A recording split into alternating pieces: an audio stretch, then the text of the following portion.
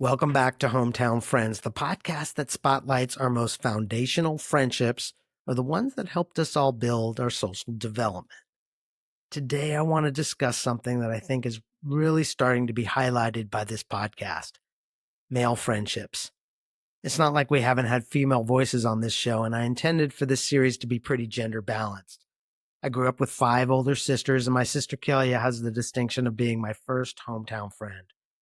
Also, most of my current professional colleagues and friends from work are women, so I was a bit struck by the unevenness of the male to female guests that I had already brought on. Maybe it's because I started interviewing my own childhood friends, and many of them were male. Like many of us, I tended to have more friends from the same gender, especially in my early years. But I'm also finding that as a psychologist concerned with the crisis of disconnection in our society, I think I'm more concerned about the qualities of male friendships in general. Dr. Naomi Way's groundbreaking work has reshaped how we understand male friendships, particularly in adolescence.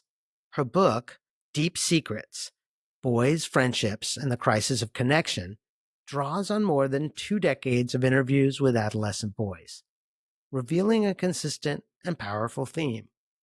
Boys deeply value emotional intimacy with their male friends, but the culture around them often prevents them from maintaining these bonds.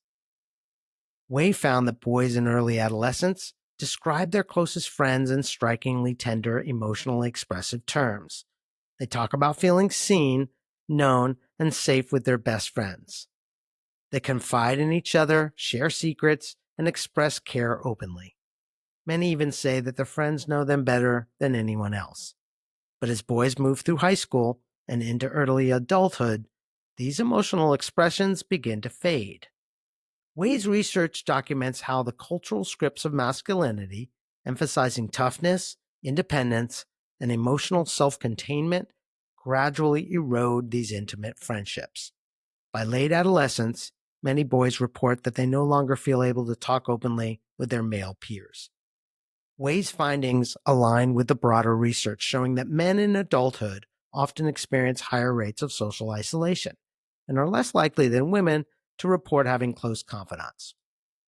Way's work highlights a crucial point: that boys often form deep, life-shaping bonds with friends in childhood and early adolescence, ones that are built on vulnerability, loyalty, and shared emotional growth.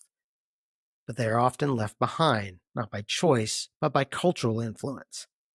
This podcast series began not only as a way for me to explore the formative effects that my own childhood friendships had on myself, but to see if this was a universal experience and ask the question: what if reconnecting with friends from our hometowns could become a social health initiative?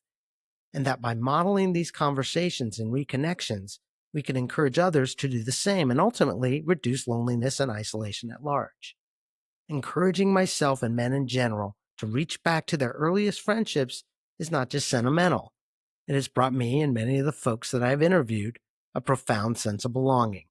These friendships are like a window back to a truer self, one capable of trust, expression, and closeness, and in doing so, we can help reclaim a generation of friendships and possibly encourage a generation of men to regain those feelings of connections and closeness that we once all enjoyed. I'm curious what you think.